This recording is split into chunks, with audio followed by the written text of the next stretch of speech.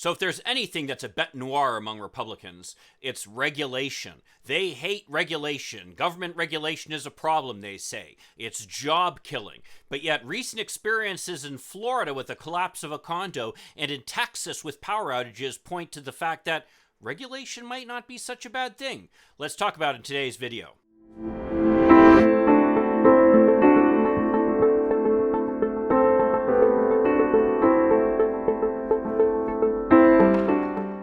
Hi, I'm Mike Greiner. I'm a lifelong Democratic activist who's concerned about the direction our country is taking. If you share my concerns, maybe you could like this video and subscribe to this channel and maybe even click that little bell that will notify you when I post something new. So the recent tragedy in South Florida where a condo collapsed, killing as many as 150 people, is a terrible tragedy, and we all need to be in mourning for what happened. But a shocking part of this story to come out after the crash was the amount of lack of regulation that was going on in Florida with respect to its building codes. Some people were quick to point their finger at the one building inspector who had approved some of the work there. But in fact, this appears to be a systemic problem where there is not enough enforcement of building codes, if any. Now, some might say that this is not a policy issue, but the fact is that reducing funding for regulators and inspectors is part of the plan that Republicans have put in place to try to attack regulation. It's a similar story in Texas, where the widespread outages were directly traced to the fact that Texas has separated itself from the power grid that covers the rest of the country. And the reason that they did this is because they did not want to be affected by the regulations of the federal government.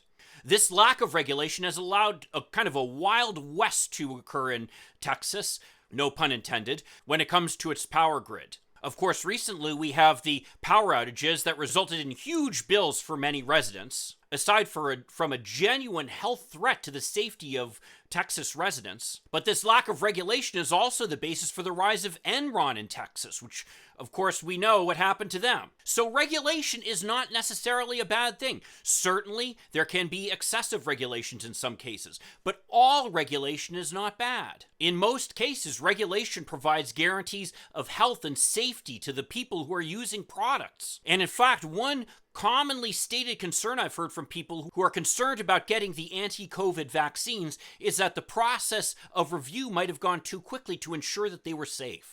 Regulation doesn't in and of itself raise the costs of any single business because it raises the costs of everybody in the industry. So there's no competitive advantage that is gained when regulations are increased. That's the reason why when Donald Trump wanted to reduce the regulations on car makers, many of the car makers actually stepped up and said, wait a minute, we don't want you to do this. We're already preparing for these regulations to go into effect, and this is something that affects everybody, so it's widely shared.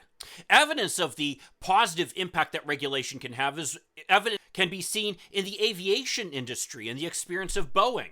When there was heavy regulation and Boeing worked closely with regulators to try to address their concerns, the effort produced the 777, one of the best airliners ever produced and one of the best sellers that Boeing has ever had. However, when the regulators were disempowered and Boeing didn't have to pay as close attention to them, what economists call regulatory capture, those are the circumstances that have produced the 787, which as we know ended up being grounded a couple times, and even worse, the 737 MAX, which resulted in a huge global grounding and hardship for both airlines and the traveling public. As always, I have links down below to all the information supporting this information I'm providing you.